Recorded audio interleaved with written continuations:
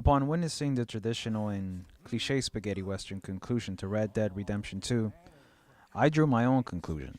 Sadie Adler needs a DLC. Okay, let's be real. When Sadie Adler was introduced, I didn't think too much of her character, nor what she would add to the Red Dead story. To be frank, I didn't care.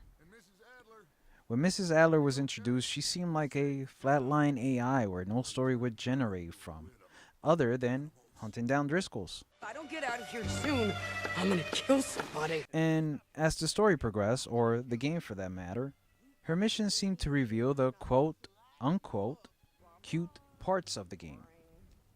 My eyes rolled every time Mrs. Adler's missions became part of the chapters simply because her voice was overly acted.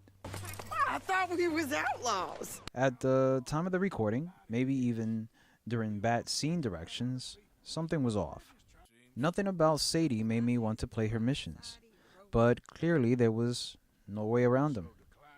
Her missions seemed truncated and added at the whim of someone in the writing staff. This is my friend I told you about. I mean, look at this.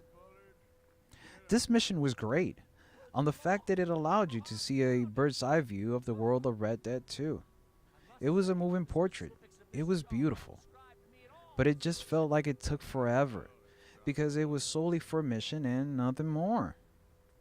Then suddenly you find yourself in a mission to kill the goons that are after Sadie from such heights, and I believe that this is where her entire character sluggishly evolved into a critically acclaimed part of the game. The hell is wrong with you?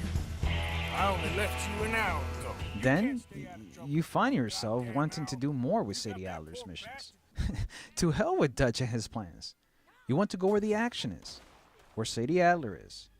But then you find yourself cringing at the sound of her voice because they are overly acted. Hell, you probably cringing at the sound of my voice. But then you start to realize that her character is trying to find herself. And this is where you start to demand more of her missions. Although, I still think that there were far too many cooks in the kitchen during the pre-production of this game. I mean, come on, this game took nearly a decade to make. Rockstar managed to create a character, a strong female character, that has already been introduced in many stories across the board, but Rockstar presented Sadie Adler with a powerful arc within a spaghetti western video game. And with every progress of the game, there was Sadie Adler shooting up a storm, taking no prisoners, and sparing no lives, to rise to the leading lady that she needed to be. She was ruthless. Try anything clever, you're gonna get shot. She was unruly. Out of there! Easy, easy, girl. Oh, you gave up easy a long time ago. I guess you can say she became a rock star. I don't believe you. It's 1899. The time is now. This is Rockstar's shot at introducing a strong female character to their games, and what better way to do it than a DLC for Red Dead 2. Listen, the Sadie Adler DLC does not have to be a full-blown game.